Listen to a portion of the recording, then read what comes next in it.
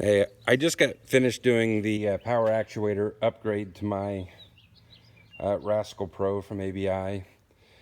Definitely got tired of cranking it up and down and pulling big piles of sand out of the arena. Now I should be able to slowly raise it up as I'm moving along. I've got this connected to a Kubota L3301. My four-wheeler was just not enough to get this through the footing, but the tractor does a great job. Quickly, while I'm back here, I'm going to talk about the actuator. The only thing back here is this rubber boot is supposed to be up there, but as you lower this down, the actuator retracts, and then when you try to lift it off the ground, as we currently are, this boot is going to slide back down as the actuator extends the next time. So I think I'm going to have to put like a hose clamp on it to keep this boot in place. I really don't want things getting up into the actuator. So anyway, I'll show you what I did here in putting this together. So up front, it's pretty straightforward connection to the battery. It comes with a fuse block, this right here. I couldn't find a good place to put it, so I just used some gaffer's tape and taped it on to the existing fuse block. Yeah, it's dirty, but it'll work. When you're running the wire, if you're connecting this to the Kubota, these hoses right here, there's a grommet that those go through. I missed that prior to starting, and so I'd made some connections that weren't going to allow me to get through. But if you were doing it before you connect any wires, you can get this wire through there. There's still ample room when I close the hood. I'm not going to hurt anything here. I added a little duct tape in case this thing were to rub. The cable here goes down underneath the tractor. Underneath there's a Y, and from that Y a cable comes back up, and this right here comes up to my switch. I chose to mount it right to the side of my loader control. Underneath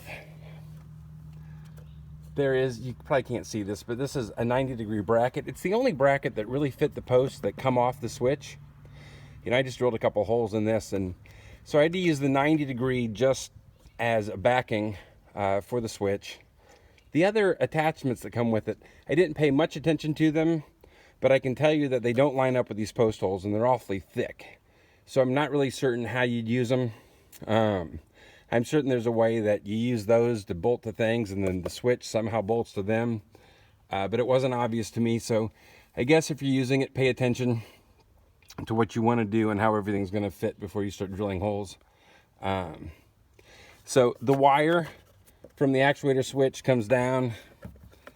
I just pulled this out and stuffed the wire up in there. And here's where this wire and that plugged together. So anyway, let me show you what I did underneath the tractor. One cool thing, I was able to reuse the zip ties that Kubota already has. Obviously I had to add a few, but reusing these things was great.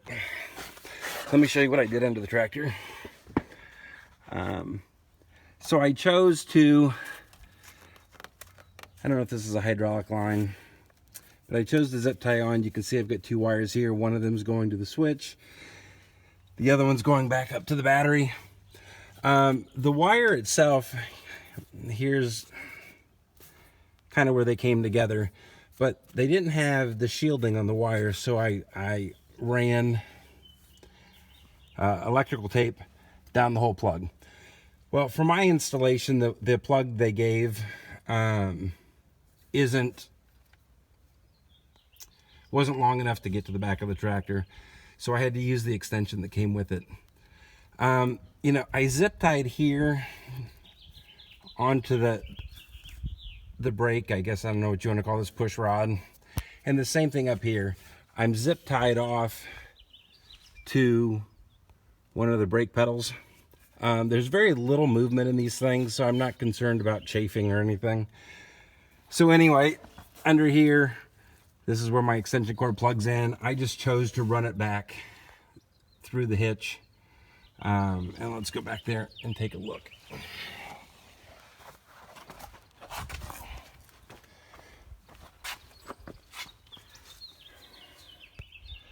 So you can see where the wire is coming out over the top of the hitch. I zip tied it on through the hole, and here we go where it plugs into the actual controller box for the actuator. The only thing I find really silly about the setup is this plug right here, what comes from the actuator, should reach all the way and beyond the end of the Rascal's tow arm. Because now when I disconnect this, I'm going to have 2 or more feet of wire hanging off my tractor that I'm going to have to figure out a way to secure it every time, instead of just having it secured to begin with.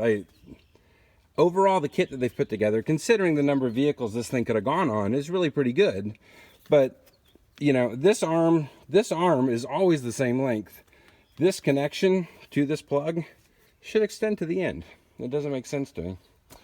So anyway, I can tell you that it goes up and down, with exception of the annoyance of this and having to put something on this boot, on the linear actuator, to keep this boot in place.